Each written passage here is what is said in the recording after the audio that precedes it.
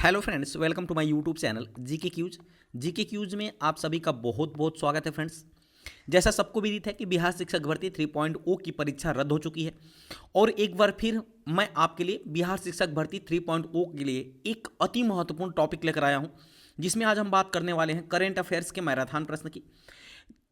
आपको फ्रेंड्स पता होगा कि जो मेरा लास्ट वीडियो देखा होगा ना, उस लास्ट वीडियो से एकमात्र लास्ट वीडियो के मैराथन से जो है ना 4 प्रश्न आपके एग्जाम में फंसे हुए थे। लास्ट मैराथन से जो बिहार स्पेशल का मैंने जीके करवाया था ना, उसमें से 4 प्रश्न एक वीडियो से मात्र फंसे हुए थे। उसके अलावा जो करंट अफेयर्स के जो 15 के 15 प्रश्न थे ना, उसमें से लगभग 11 प्रश्न हमारी वीडियो से फंसा था मैराथन क्लास से, मात्र एक मैराथन क्लास से, ठीक है ना। तो उसी को मद्देनजर रखते हुए आपकी तैयारी को धार देने के लिए मैं एक बार फिर आपके सामने उपस्थित हूं, आपको तैयार करने के लिए करंट अफेयर्स के मैराथन वीडियो को लेकर के। तो चलिए देरी न करते हुए शुरुआत करते हैं पहले क्वेश्चन से। लेकिन उसके पहले अगर अंत में वीडियो की क्वालिटी और कंटेंट अच्छा लगा तो चैनल को सब्सक्राइब करते हुए बेल आइकन दबाना मत भूलिएगा, ताकि जो भी मैं वीडियो अपलोड करूंगा उसका नोटिफिकेशन आपके पास पहुंच सकेगा, ठीक है। तो चलिए फ्रेंड्स शुरुआत करते हैं पहले क्वेश्चन से। पहला क्वेश्चन आपके सामने कह रहा है, ऑस्कर अवार्ड 2024 में सर्वश्रेष्ठ अभिनेता का अवार्ड किसे मिला है।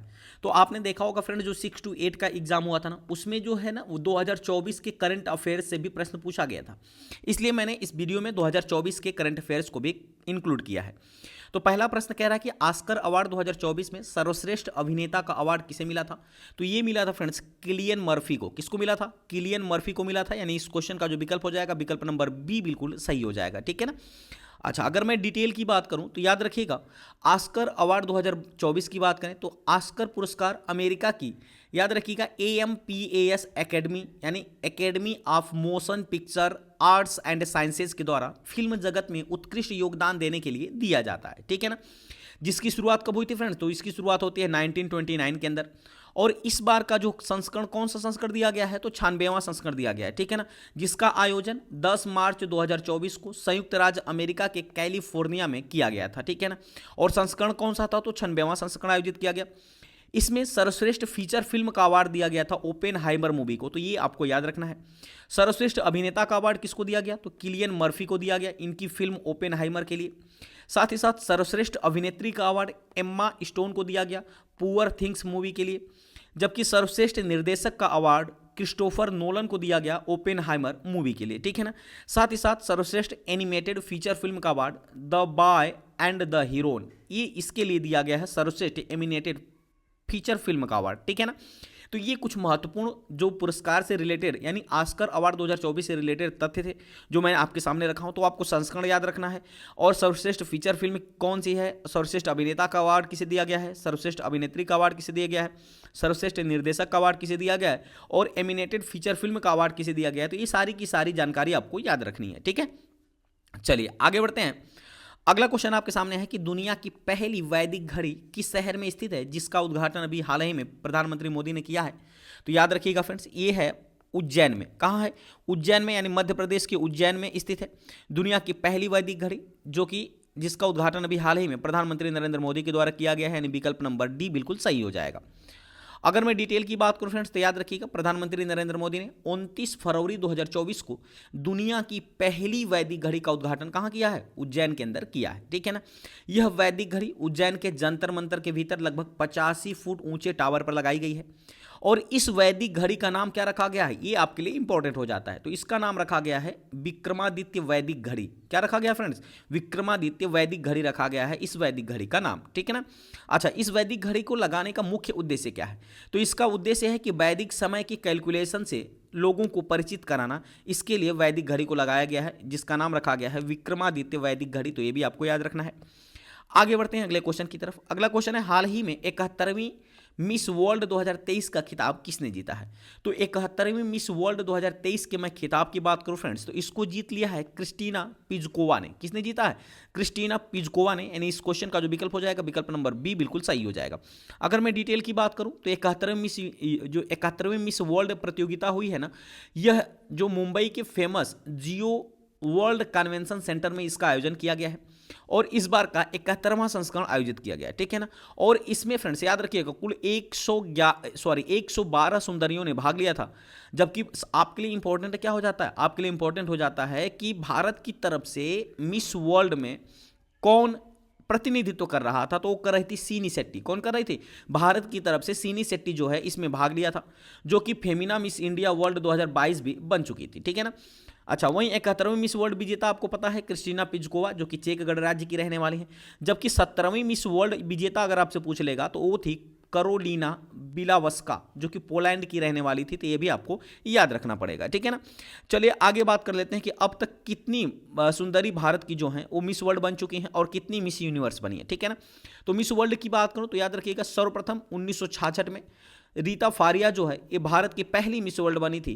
ये भी आपको याद रखना है, क्योंकि सीधा सीधा आपके एग्जाम प्रश्न पूछ लिया जाता है कि भारत की पहली मिस वर्ल्ड कौन बनी थी, तो रीता फारिया कब बनी थी, तो 1966 में, ठीक है।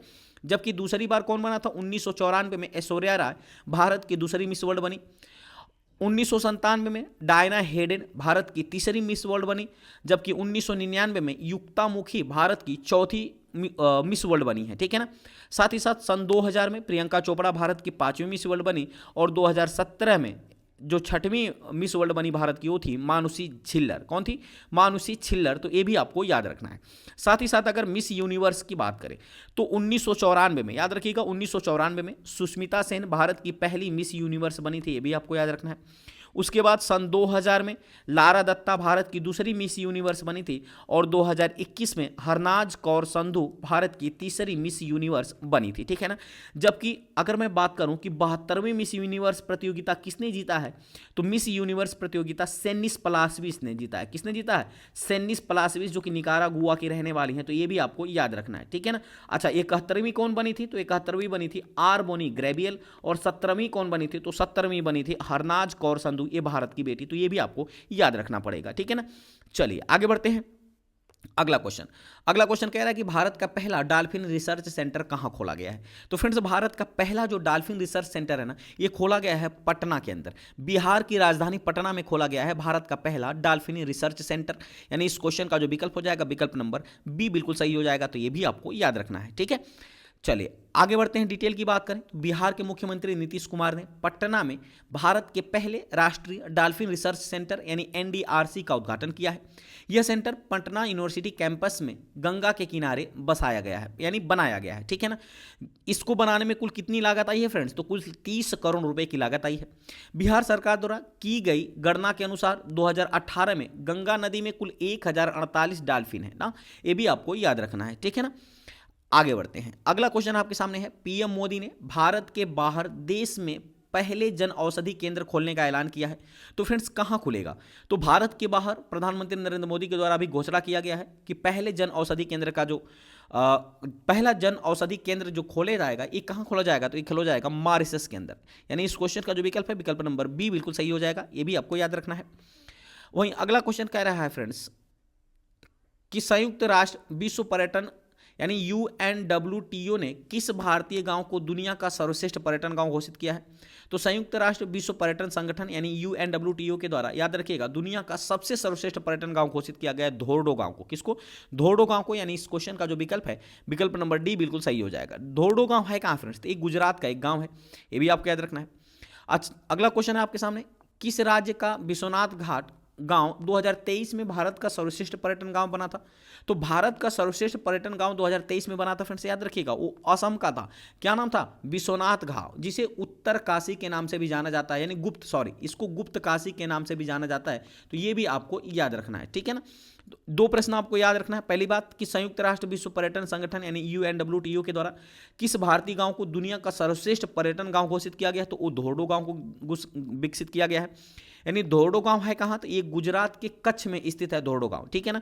लगे हाथ दूसरा क्वेश्चन भी आपको याद रखना है कि किस राज्य का विश्वनाथ घाट गांव 2023 में भारत का सर्वश्रेष्ठ पर्यटन गांव चुना गया था, तो वो असम का चुना गया था। तो ये भी आपको याद रखना है, ठीक है।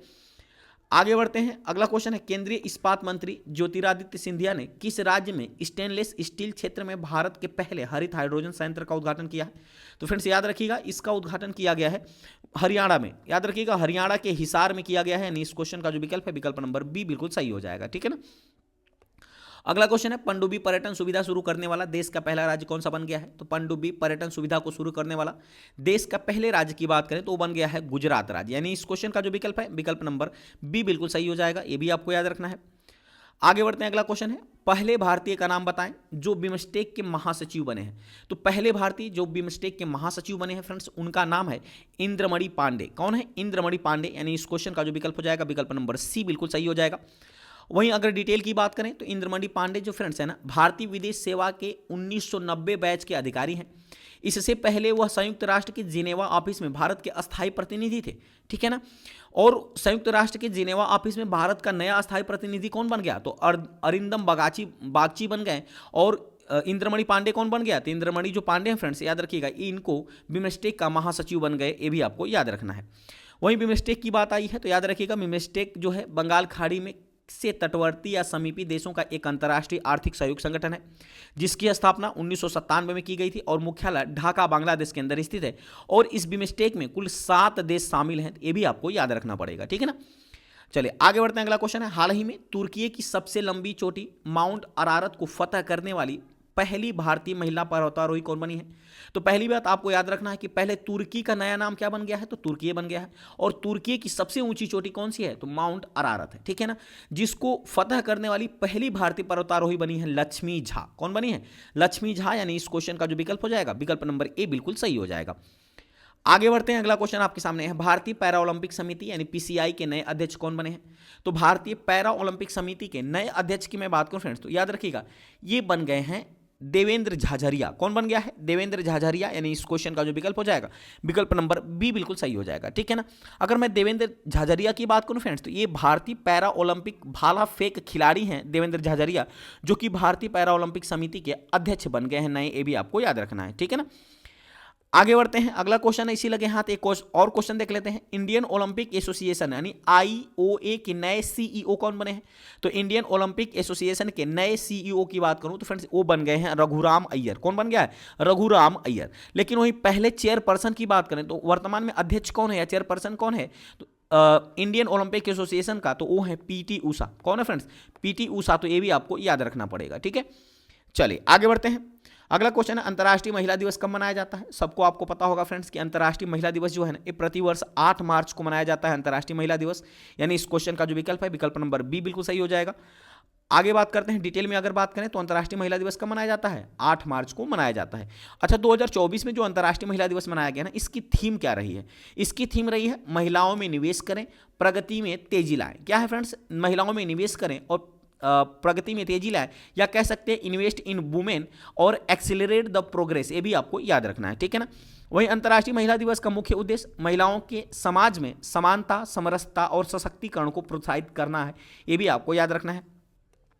अगला क्वेश्चन है 13,000 फीट की ऊंचाई पर स्थित दुनिया की सबसे लंबी 2 लेन वाली सड़क सुरंग का नाम बताएं, जिसका उद्घाटन पीएम मोदी ने मार्च 2024 में किया है। तो याद रखिएगा ये इस सुरंग का नाम है सेला सुरंग। क्या नाम है? सेला सुरंग। यानी इस क्वेश्चन का विकल्प नंबर बी बिल्कुल सही हो जाएगा, जो कि 13,000 फीट की ऊंचाई पर स्थित यह सुरंग है, जिनका भी हाल ही में प्रधानमंत्री नरेंद्र मोदी ने उद्घाटन किया है। आगे बढ़ते हैं, डिटेल में बात करते हैं। मार्च 2024 में दुनिया की सबसे लंबी 2 लेन वाली सड़क सुरंग का उद्घाटन प्रधानमंत्री नरेंद्र मोदी ने अरुणाचल प्रदेश में किया है, जिसका नाम क्या है? सेला सुरंग है, ठीक है ना। समुद्र तल से इसकी ऊंचाई कितनी है? तो 13,000 फीट है। इसका निर्माण किया गया है सीमा सड़क संगठन यानी BRO के द्वारा, यानी बॉर्डर रोड ऑर्गेनाइजेशन के द्वारा।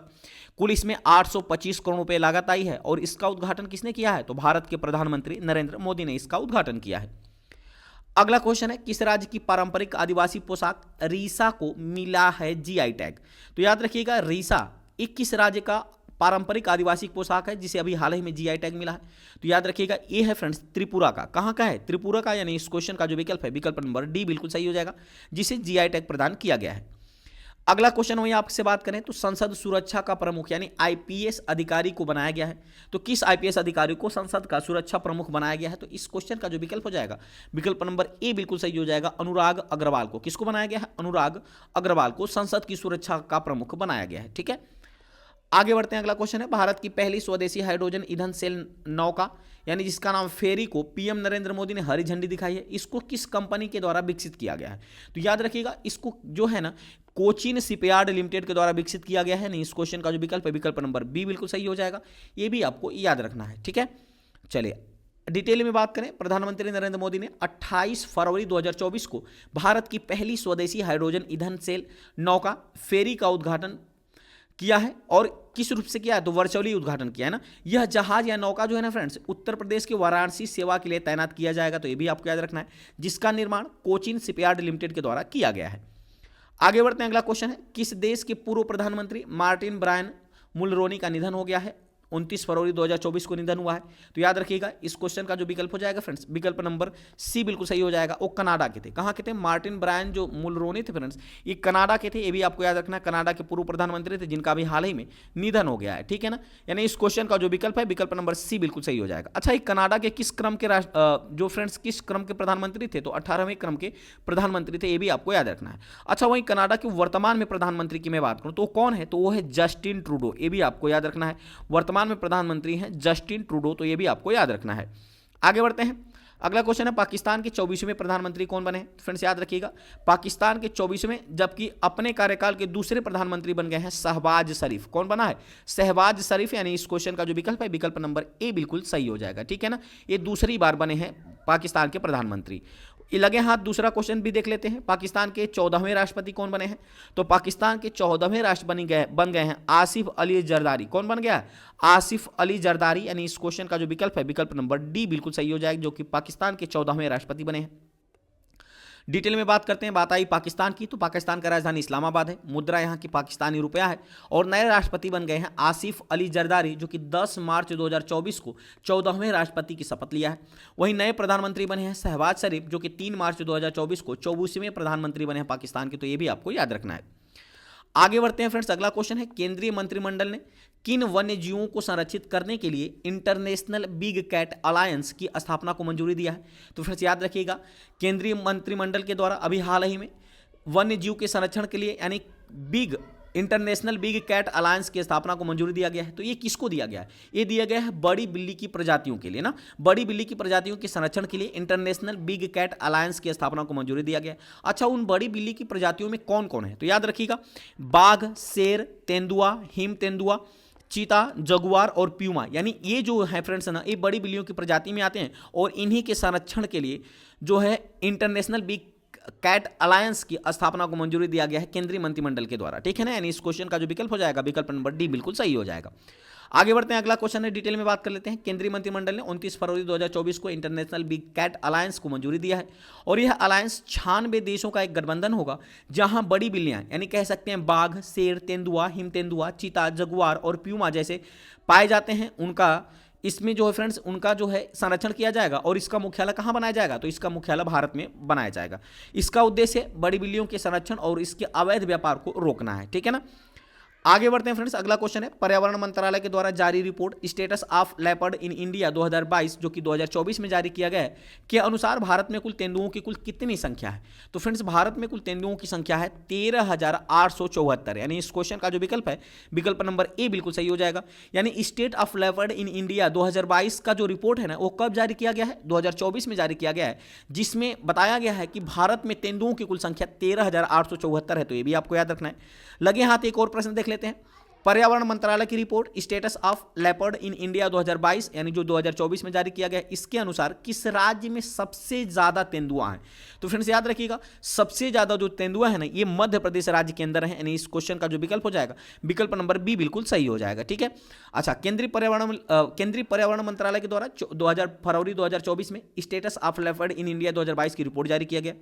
इस रिपोर्ट के अनुसार भारत में कुल तेंदुओं की संख्या भी मैंने बताया 13,874 है, जबकि सर्वाधिक तेंदुओं वाले टॉप 4 राज्यों की मैं बात करूं तो सबसे ज्यादा तेंदुआ जो है ये 3,907 तेंदुआ मध्य प्रदेश में है। दूसरे नंबर पे है महाराष्ट्र जिसमें 1,985 तेंदुआ हैं। तीसरे नंबर पे है कर्नाटक जहां पे 1,879 तेंदुआ हैं, जबकि तमिलनाडु चौथे स्थान पर जिसमें 1,070 तेंदुआ हैं। तो ये भी आपको याद रखना पड़ेगा। आगे बढ़ते हैं, अगला क्वेश्चन है, भारतीय प्राणी सर्वेक्षण की एक नई समुद्री प्रजाति का नाम राष्ट्रपति द्रौपदी मुर्मू के नाम पर रखा है, उसका नाम क्या है। तो याद रखिएगा फ्रेंड्स, उसका नाम रखा है मेलानोक्लामिस द्रौपदी रखा गया है। यानी इस क्वेश्चन का जो विकल्प है, विकल्प नंबर सी बिल्कुल सही हो जाएगा, ठीक है ना। आगे बढ़ते हैं, अगला क्वेश्चन है, किस राज्य के वन विभाग ने तड़ोबा महोत्सव के दौरान 65,724 पौधे लगाकर भारत माता शब्द लिखकर गिनीज वर्ल्ड रिकॉर्ड बनाया है। तो याद रखिएगा, ये बनाया है फ्रेंड्स महाराष्ट्र राज्य ने, यानी इस क्वेश्चन का जो विकल्प है, विकल्प नंबर सी बिल्कुल सही हो जाएगा। ठीक है ना, यानी महाराष्ट्र राज्य ने फ्रेंड्स ना भारत माता, ये आप देख रहे हैं फ्रेंड्स, भारत माता लिखा है किसके द्वारा, तो 65,724 पौधों को लगाकर भारत माता लिखा है और यह रिकॉर्ड गिनीज वर्ल्ड में दर्ज कराया है। तो ये भी आपको याद रखना है।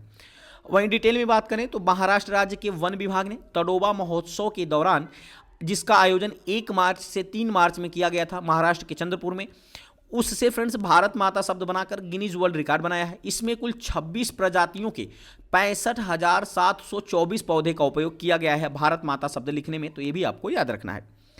वहीं अगला क्वेश्चन की बात करें, अगला क्वेश्चन है भारत और मॉरिशस के प्रधानमंत्री ने किस द्वीप में हवाई पट्टी जेट्टी का उद्घाटन किया है। ठीक है ना, तो याद रखिएगा, पहली बात तो भारत का प्रधानमंत्री कौन है, तो भारत के प्रधानमंत्री हैं, याद रखिएगा, नरेंद्र मोदी। ठीक है ना, वहीं अगर मैं बात करूं कि मॉरिशस के प्रधानमंत्री कौन है, तो प्रविंद जगन्नाथ हैं, जो कि भारतीय मूल के हैं। इन लोगों के द्वारा जो है फ्रेंड्स ना, याद रखिएगा, अगालेगा द्वीप पर जो है हवाई पट्टी जिसका नाम है जेट्टी, उसका उद्घाटन किया गया है। यानी इस क्वेश्चन का जो विकल्प है, विकल्प नंबर डी बिल्कुल सही हो जाएगा।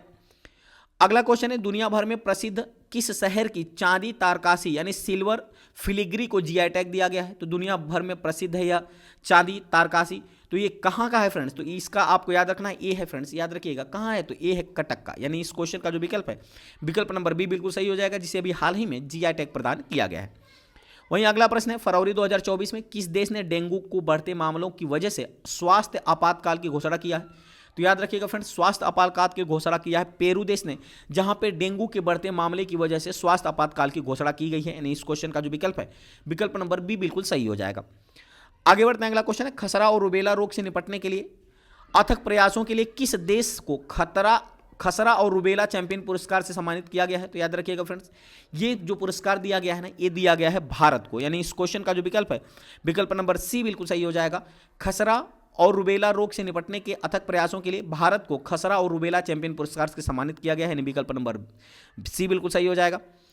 अगला क्वेश्चन है, अरुणाचल प्रदेश का 27वां जिला कौन सा बन गया। तो मोस्ट इंपॉर्टेंट लेटेस्ट क्वेश्चन आपके लिए, तो अरुणाचल प्रदेश का जो 27वां जिला बना है फ्रेंड्स, वो बना है बिचोम जिला। कौन बना है, बिचोम जिला। यानी इस क्वेश्चन का विकल्प नंबर ए बिल्कुल सही हो जाएगा। इसके पहले अरुणाचल प्रदेश में कुल 26 जिले थे, लेकिन एक नया जिला बन गया जिसका नाम है बिचोम जिला। तो ये भी आपको याद रखना है। अब कितने जिले हो गए, तो अब हो गए 27 जिले। तो ये भी आपको याद रखना है। अगला प्रश्न है, विश्व एथलेटिक्स ने वर्ष 2023 में एथलीट ऑफ द ईयर के लिए किसे नामित किया है। तो फ्रेंड्स, विश्व एथलेटिक्स ने वर्ष 2023 के लिए एथलीट ऑफ द ईयर का जो नामित किया है ना, वो किया है नीरज चोपड़ा को। यानी इस क्वेश्चन का विकल्प नंबर बी बिल्कुल सही हो जाएगा। आपको पता है जो बीपीएससी टीआरई 3.0 का एग्जाम हुआ है, जो कि रद्द हो गया था, उसमें नीरज चोपड़ा से एक प्रश्न आपका पूछा था। ठीक है ना, तो ये भी आपको याद रखना है। अगला क्वेश्चन है, दिव्यांगजनों के लिए देश का पहला हाईटेक खेल प्रशिक्षण केंद्र कहाँ स्थापित हुआ है। तो दिव्यांगजनों के लिए देश का पहला हाईटेक खेल प्रशिक्षण केंद्र जो है, एक ग्वालियर मध्य प्रदेश के अंदर स्थापित किया गया है। यानी इस क्वेश्चन का जो विकल्प हो जाएगा, विकल्प नंबर ए बिल्कुल सही हो जाएगा। आगे बढ़ते हैं, अगला क्वेश्चन है, सितंबर 2023 को कितने वर्ष की आयु में डॉक्टर एम.एस. स्वामीनाथन का निधन हो गया है। तो फ्रेंड्स, डॉक्टर एम.एस. स्वामीनाथन को याद रखिएगा, इन्हें भारत में हरित क्रांति का जनक माना जाता था, जबकि विश्व में हरित क्रांति का जनक माना जाता था नॉर्मन बोरलॉग को। किसको माना जाता था, नॉर्मन बोरलॉग को।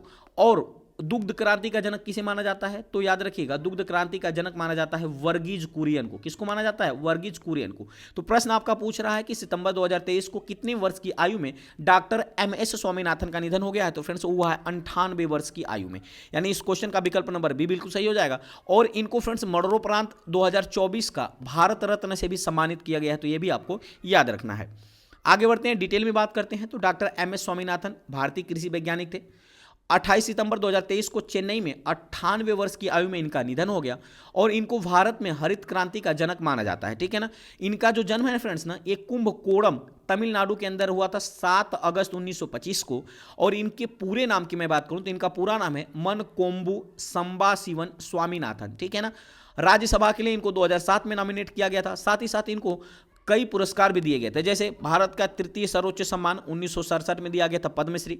भारत का द्वितीय जो सर्वोच्च सम्मान है 1972 में पद्म भूषण दिया गया था। और 1989 में द्वितीय सर्वोच्च सम्मान पद्म विभूषण से भी सम्मानित किया गया। ठीक है ना, पद्मश्री भारत का चौथा सर्वोच्च सम्मान है, पद्म विभूषण भारत का तीसरा सर्वोच्च सम्मान है, जबकि पद्म विभूषण जो है भारत का जो है दूसरा सर्वोच्च सम्मान है ना, लेकिन भारत का पहला सर्वोच्च सम्मान क्या है? भारत रत्न। भारत रत्न भी इनको मिल चुका है। तो इस तरह कह सकते हैं कि भारत के जो चारों सर्वोच्च सम्मान है ना, इनको प्राप्त हो चुका है। तो 2024 में भारत का पहला सर्वोच्च सम्मान दिया गया था इनको। रमन मैग्सेसे पुरस्कार भी इनको दिया जा चुका है 1971 के द्वारा। साथ ही साथ प्रथम विश्व खाद्य पुरस्कार 1987 में भी इनको प्रदान किया जा चुका है। हालांकि प्रथम विश्व खाद्य पुरस्कार की शुरुआत 1986 में हुई थी ना, जबकि पहली बार कब दिया गया था? तो 1987 में दिया गया था। वो किसको दिया गया था? तो डॉक्टर MS स्वामीनाथन को दिया गया था। अगला प्रश्न आपके सामने है, महान दार्शनिक आदि शंकराचार्य की 108 फीट ऊंची प्रतिमा जिसका नाम है स्टैचू ऑफ वननेस, जिसे एकात्मकता की प्रतिमा भी कहा जाता है, इसका अनावरण कहाँ किया गया है? तो इसका अनावरण ओंकारेश्वर मध्य प्रदेश के अंदर किया गया है। यानी इस क्वेश्चन का जो विकल्प है, विकल्प नंबर डी बिल्कुल सही हो जाएगा। ठीक है ना, कहाँ किया गया है? तो ओंकारेश्वर मध्य प्रदेश के अंदर किया गया है। अगला क्वेश्चन है, भारत का 54वां नया tiger reserve Veerangana Durgavati tiger reserve किस राज्य में स्थित है? तो भारत का 54वां टाइगर रिजर्व जिसका नाम है वीरंगना दुर्गावती टाइगर रिजर्व, ये जो स्थित है ना फ्रेंड्स, ये मध्य प्रदेश के अंदर स्थित है। यानी इस क्वेश्चन का जो विकल्प है, विकल्प नंबर ए बिल्कुल सही हो जाएगा। कहाँ स्थित है? तो मध्य प्रदेश के अंदर स्थित है। उसके पहले फ्रेंड्स भारत का 53वां टाइगर रिजर्व कौन बना था? तो वो बना था रानीपुर टाइगर रिजर्व, जो कि उत्तर प्रदेश में स्थित था। तो ये भी आपको याद रखना है। चलिए आगे बढ़ते हैं, डिटेल में बात करते हैं। तो वीरांगना दुर्गावती टाइगर रिजर्व मध्य प्रदेश के सागर, दमोह और नरसिंह जिले यानी इन तीनों जिलों में फैला हुआ है। यह मध्य प्रदेश का 7वां जबकि भारत का 54वां टाइगर रिजर्व है। ठीक है ना, भारत का 53वां टाइगर रिजर्व मैंने अभी बताया कौन है? रानीपुर टाइगर रिजर्व, जो कि कहाँ स्थित है? तो उत्तर प्रदेश में स्थित है। अगला प्रश्न है, केंद्रीय औद्योगिक सुरक्षा बल यानी CISF की पहली महिला चीफ कौन बनी है? पहली बात आपको CISF का फुल फॉर्म पता होना चाहिए। तो CISF का फुल फॉर्म होता है सेंट्रल इंडस्ट्रियल सिक्योरिटी फोर्स। क्या होता है? Central industrial security force CISF का फुल फॉर्म होता है, जिसकी पहली महिला चीफ बन गई है नीना सिंह। कौन बनी है? नीना सिंह। यानी इस क्वेश्चन का विकल्प नंबर बी बिल्कुल सही हो जाएगा। अगर मैं नीना सिंह की बात करूं फ्रेंड्स ना, तो नीना सिंह जो है ये पहली बात की बिहार राज्य की रहने वाली हैं। कहाँ की हैं? बिहार राज्य की रहने वाली हैं, लेकिन ये राजस्थान की, याद रखिएगा, राजस्थान कैडर की अधिकारी बनी है। ये भी आपको याद रखना है, राजस्थान कैडर की अधिकारी थी। 1989 बैच की थी। किस बैच की? तो 1989 बैच की। इनका रहने वाली कहाँ की हैं? तो बिहार की। और कहाँ की अधिकारी हैं? तो राजस्थान की हैं। 1989 बैच की अधिकारी हैं। ठीक है, आगे बढ़ते हैं। अगला क्वेश्चन है, भारत में पहली बार ग्रीन हाइड्रोजन से चलने वाली बस किस शहर में संचालित हुई है? तो भारत में पहली बार ग्रीन हाइड्रोजन से चलने वाली बस जो है ये संचालित किया गया है दिल्ली के अंदर। यानी इस क्वेश्चन का जो विकल्प है, विकल्प नंबर डी बिल्कुल सही हो जाएगा। ठीक है ना। अच्छा, इसको किसने हरी झंडी दिखाया है फ्रेंड्स? तो दिखाया है हरदीप सिंह पुरी ने। किसने दिखाया है? केंद्रीय मंत्री हरदीप सिंह पुरी के द्वारा इसको हरी झंडी दिखाया गया। वहीं अगला प्रश्न है, महिला आरक्षण बिल किस नाम से लोकसभा में पेश किया गया है? तो महिला आरक्षण बिल जो है ना फ्रेंड्स, नारी शक्ति वंदन अधिनियम 2023 के नाम से लोकसभा में पेश किया गया था। यानी इस क्वेश्चन का जो विकल्प है, विकल्प नंबर ए बिल्कुल सही हो जाएगा। और ये ऐसा बिल है ना जो कि पहला बिल है जो नए संसद भवन में पेश किया गया था और पास भी हो गया है ना, तो ये भी आपको याद रखना है। अगर डिटेल की बात करूं तो लोकसभा में बिल किसने पेश किया था? अर्जुन राम मेघवाल, जो कि वर्तमान में विधि और कानून मंत्री हैं। कब पेश किया गया था? तो 19 सितंबर 2023 को यह बिल नारी शक्ति वंदन अधिनियम जो है ये पेश किया गया था 19 सितंबर को। लोकसभा में बिल पारित कब हुआ? तो 20 सितंबर को पारित हुआ, जबकि राज्यसभा में 21 सितंबर 2023 को यह बिल पारित हो गया था। ठीक है ना, तो ये भी आपको याद रखना है। आगे बढ़ते हैं, अगला क्वेश्चन है, प्रधानमंत्री नरेंद्र मोदी ने किस लड़ाकू विमान से उड़ान भरी और ऐसा करने वाले पहले प्रधानमंत्री बन गए हैं? तो प्रधानमंत्री नरेंद्र मोदी ने फ्रेंड्स LCA तेजस, किससे? LCA तेजस से उड़ान भरी है। यानी इस क्वेश्चन का जो विकल्प है, विकल्प नंबर सी बिल्कुल सही हो जाएगा। ठीक है, और यह 30 मिनट तक उड़ान भरा है, तो ये भी आपको याद रखना है। ऐसा करने वाले भारत के पहले प्रधानमंत्री बन गए हैं प्रधानमंत्री नरेंद्र मोदी। डिटेल में बात करते हैं तो भारत के प्रधानमंत्री नरेंद्र मोदी 25 नवंबर 2023 को LCA, जिसका फुल फॉर्म होता है लाइट कॉम्बैक्ट एयरक्राफ्ट, जिसका तेजस बेंगलुरु में HAL हवाई अड्डे पर करीब 30 मिनट तक उड़ान भरी। मोदी जी तेजस लड़ाकू विमान भरने वाले पहले प्रधानमंत्री बन गए। अगर मैं तेजस की बात करूं फ्रेंड्स ना, तो तेजस एक हल्का व कई तरह की भूमिकाओं वाला जेट लड़ाकू विमान है। इसे हिंदुस्तान एरोनॉटिक्स लिमिटेड ने डेवलप किया है। ठीक है ना। इसके टॉप स्पीड की बात करें तो 2205 किमी प्रति घंटा इसकी टॉप स्पीड है और इसकी रेंज जो है वो 3000 किलोमीटर की रेंज है। ये भी आपको याद रखना है। आगे बढ़ते हैं, अगला क्वेश्चन है, विश्व की पहली चिकनगुनिया वैक्सीन को किस देश ने मंजूरी दे दिया है? तो फ्रेंड्स, देश की पहली चिकनगुनिया, विश्व की पहली चिकनगुनिया जो है ना, इसकी वैक्सीन की मंजूरी दे दिया है अमेरिका ने। यानी इस क्वेश्चन का जो विकल्प है, विकल्प नंबर ए बिल्कुल सही हो जाएगा। ठीक है, चलिए आगे बढ़ते हैं। अगला डिटेल में बात करते हैं। विश्व की पहली चिकनगुनिया वैक्सीन को अमेरिका के खाद्य एवं औषधि प्रशासन ने मंजूरी दे दिया है। खाद्य और औषधि प्रशासन के द्वारा मंजूरी दिया गया है, जिसका नाम है एक्सचिक। क्या है? एक्सचिक इसका नाम रखा गया है। और इसको फ्रांसीसी बायोटेक कंपनी जिसका नाम है बेलनेवा के द्वारा तैयार किया गया है। तो ये भी आपको याद रखना है। आगे बढ़ते हैं। अगला क्वेश्चन है, हाल ही में दुनिया के 8वें अजूबे के रूप में किसे मान्यता दिया गया है?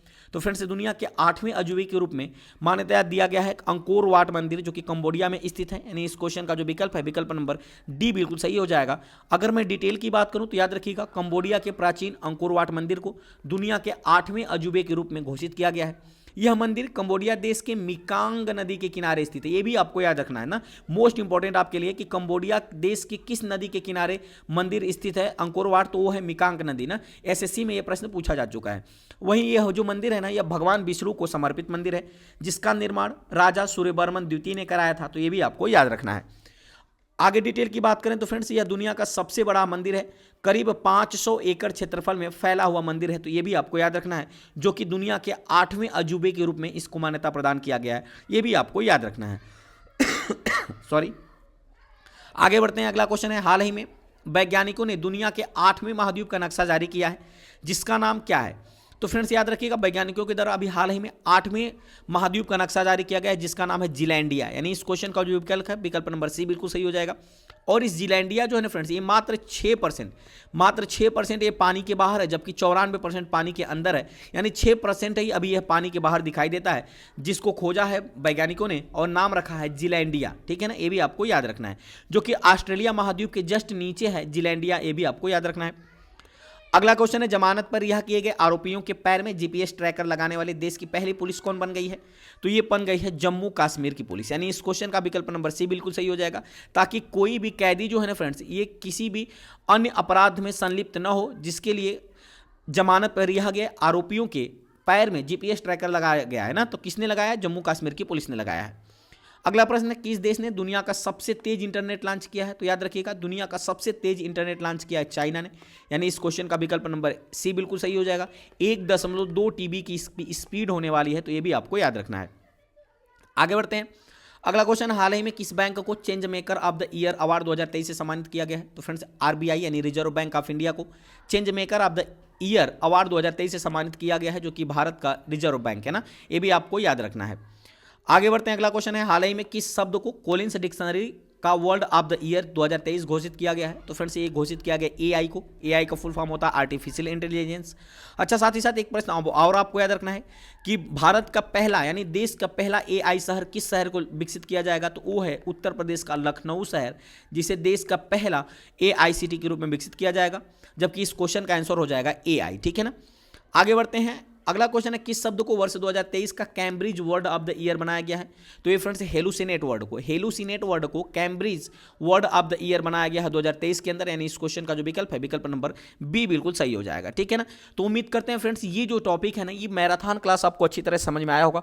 आप अपना फीडबैक जरूर दीजिएगा फ्रेंड्स। अगर आपको ऐसे ही मैराथन और क्लास चाहिए तो आप हमें कमेंट करके जरूर बताइएगा कि ये वीडियो आपको कैसा लगा, और ऐसी ही वीडियो मैं आपको लेकर उपस्थित रहूँ। ठीक है ना। एक लाइक जरूर कर दीजिएगा फ्रेंड्स, क्योंकि आपके एक लाइक से हमें मोटिवेशन मिलता है, और इसी टाइप की वीडियो मैं आपको लेकर उपस्थित रहूंगा आपके सामने। ठीक है ना। तो चलिए मिलते हैं अगले वीडियो में, तब तक के लिए बहुत बहुत धन्यवाद। Thanks for watching.